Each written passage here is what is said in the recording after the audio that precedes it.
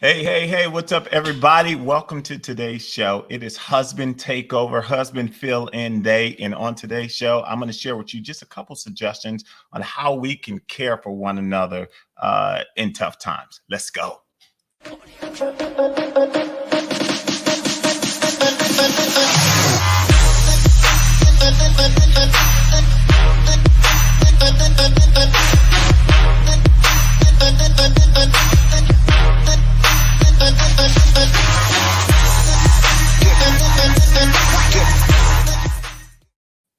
Hey, what is up, everybody? It is John Henry Scott III. And for those of you all that don't know me, I get an opportunity to be married to your host, Portia R. Scott. And so I'm fortunate because today is what I like to call Husband Takeover Day. It's an opportunity. My wife creates so much content, and every now and then I get an opportunity to kind of jump in, give her a break, and add my commentary from my perspective. So as with every episode, we want to welcome you. We want to encourage you to share this broadcast. And we want to start out by asking, where are you watching from? So you can put it in the comments below. Let us know where you're watching from. And then we go right into what are you grateful for? Why do we do that? Because gratitude, I believe, sets the stage for miracles. It sets the stage for incredible things to happen in our life. So what are you grateful for? And I will start right now, today, in this moment. I am grateful for peace. I'm telling you, there is no substitute for peace. You can't buy it, you can't manufacture it, you cannot build it. But I'm just grateful for a peace of mind. And I believe that that peace really comes from through a relationship with God and meditating and kind of leaving everything really in his hands and following his lead. So I'm grateful for peace. Now, here we go. I want to get right into our episode for today. So, for many of you all that were on the broadcast yesterday, my wife did what I believe is quite possibly one of her most impactful, one of her most heartfelt broadcasts to date. It was really a virtual letter rather, to Black men, addressing some of the controversial things that aren't new to our community, right? But there are some of those things that are a reality of life. And so I just think that she did an incredible job encouraging, strengthening, painting a picture of the reality of what it's often like to be a man of color in America. So I want to shout out my wife to that. And so for that. And what I wanted to do is I kind of wanted to not just stay completely aligned, but speak to what it is that all of us can do whenever anybody is going through any tough season or tough situation in their life. Here's what we know that pain is not prejudice, right? And we know that pain is completely adiaphorous, and that at some point, all of us will experience pain. All of us will experience disappointment. All of us will experience tough seasons and tough times. And I think that at the core of who we are is we all, have good on the inside of us. And so I'm just naive. I'm a glass half full type of guy that's going to give everyone the benefit of the doubt. And I just believe that there's so much good in the world that when we see people, individuals, or if we see people groups who are in pain, who are hurting, who are going through a tough situation, that our first reaction is, what can I do to be there for them? And I realize that it's not always black and white. It is not always clear. Sometimes the grass is kind of, or it's kind of hazy, right?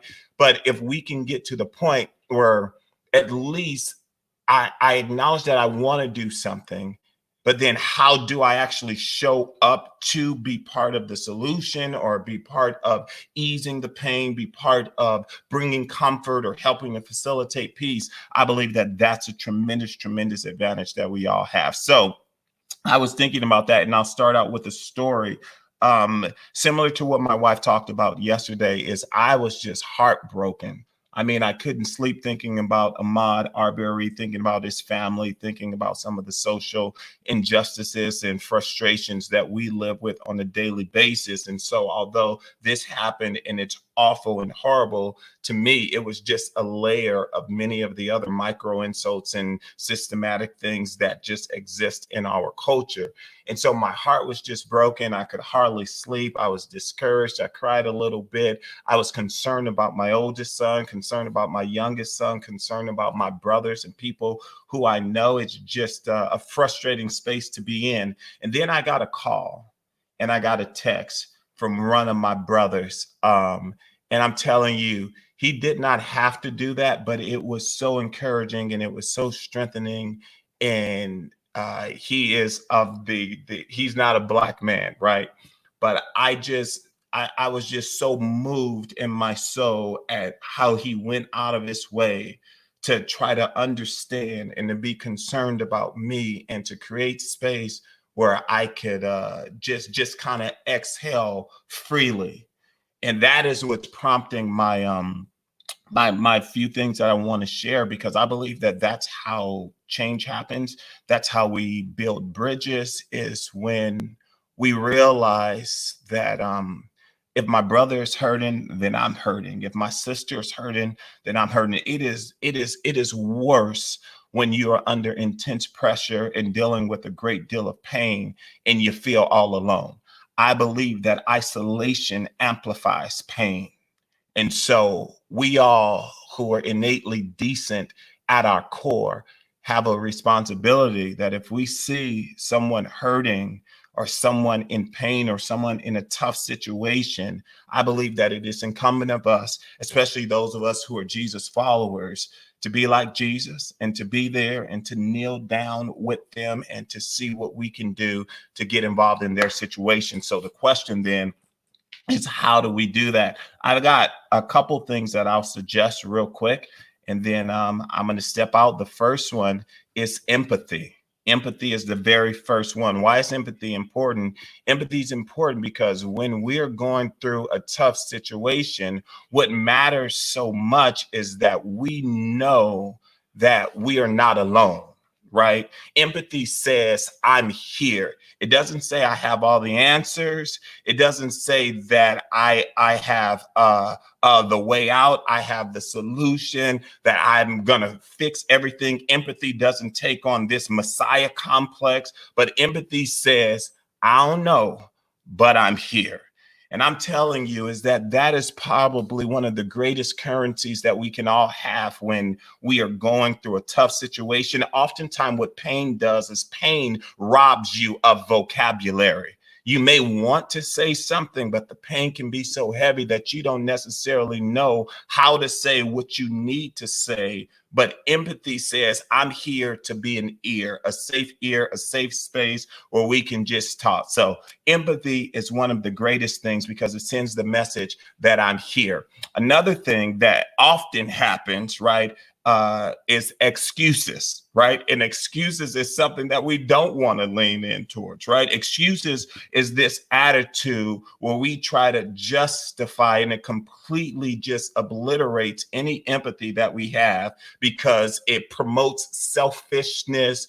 It says that, well, you don't really have a right to feel that way because of this, right? So we create these excuses to try to justify why something is the way it is. So empathy, excuses just comes in and says, I don't really know about that. And when someone is in pain and someone is struggling, even if it's right, wrong, or indifferent, that's not the best approach to take. And I will tell you what that does is that further isolates an individual when they are in pain, is when you come in and you try to make excuses to justify why something is the way that it is. So excuses is something we want to stay away from. The next one is just the exit.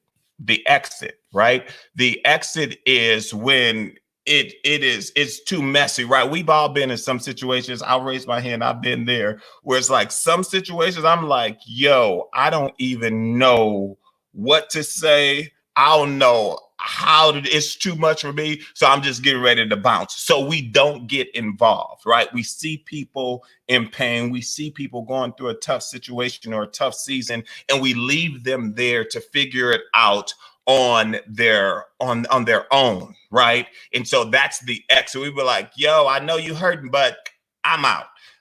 That's a dangerous thing as well, right?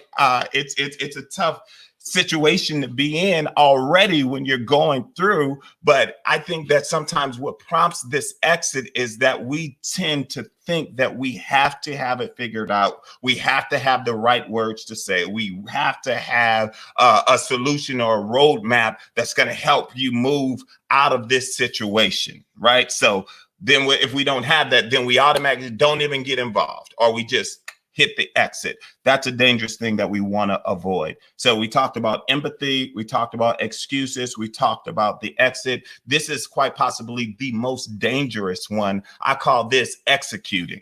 And I'm not talking about like executing as in terms of doing your goals, like my wife often talks about. I'm talking about executing like death row, right? You go in and you just execute. And what execute says, it says, I do not care. That's the message that it sends. I do not care. We execute, we kick people while they're down. I'll tell you real time, this is what happens, especially in this cancel culture. Now, granted, let me put a caveat. Sometimes in cancel culture, some people really are trifling and they need to be canceled. However, there are some times that people get in situations because of their naivete, because of mistakes that they've made, because of their experiences, because of vulnerabilities, because of just weaknesses and a lack of willpower that yields certain fruit in their life. And as soon as people go in and make a mistake, or they find themselves in a situation, or in this case, people start speaking up. And I've seen this happen. You guys have seen this. People who have certain platforms who start speaking up. And the minute that they speak up, then people want to execute them, right? I can name some artists out there, and they spoke up on certain things and got their shows canceled because they spoke up on something that they believe. It impacted them economically, right? And impacted their families because people say, you're good enough to do this, but don't you say nothing about this. So if you say something about this, we're going to cancel you, you know? And so what that does is that's just saying, let me control you. So I'm going to allow you to function and operate with this proverbial noose around your neck. And you go be good to go as long as you don't say this. And that has happened to me. I'm telling you, I'm good as long as I don't speak on this. So what you're saying is you want me to cease from acknowledging the pain and the pressure that I'm under in order to satisfy your expectations. And if I do, then now I'm canceled. Then now you want to withdraw my invitation. Now you don't want to buy my records no more. Now you don't want to go in and support me. I see people lose followers, leave churches, lose all of these things because you can say this, but don't you do this, because if you do this, then you're done. That's called execution. And I just think that that is a dangerous thing, because what we do when people are in pain, we're saying you don't have a right to hurt. You don't have a right to express your pain, because if you do, we will cancel you. I can talk about Lecrae. Lecrae was great and wonderful and cool at all these conferences. As soon as he said something about Black Lives Matter, everybody now talk about he has some liberal agenda. I didn't know that Black was liberal or conservative. I just thought that Black was human. Well, that's another post we'll talk about. So it frustrates me because we quick to execute people when they're in pain. We don't want to do that. And then lastly, here's what I think is important. It is encouragement. You know, encouragement does not mean that I agree. Encouragement doesn't mean that I can fix it. It's just saying that I'm all in with you. Encouragement says that I see you.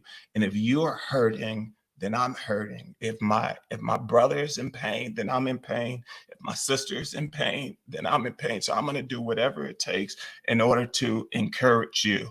And I think that as we kind of navigate through pain that has robbed us of our vocabulary, as we kind of go through this cycle where it's like, yeah, it's just another thing. But when you have compound frustration, it builds up and up and up and up and up. And then we learn how to function hurt. We learn how to function wounded. And so it builds this strength on the inside of us, but you're still hurting. And all people who are alone and frustrated, oftentimes what they need is they just need to be encouraged. They just need to be like, yo, I dream of a better day. I still have hope. It's gonna be all right. We gonna get through this together. So I don't have the answers, but I'm all in with you. Whatever I can do is I'm in outside of just the reality of the current situation, right? But I'm with you. I'm walking with you through as long as it takes, you know. So those are my considerations. Number one was empathy. Number two was excuses. We want to avoid that. The exit, we certainly want to avoid that. Execution, we certainly want to avoid that. And then lastly, encouragement. And I believe that two of those five are ones that it don't cost no money to do. The only cost is decency and kindness, and that's empathy and encouragement.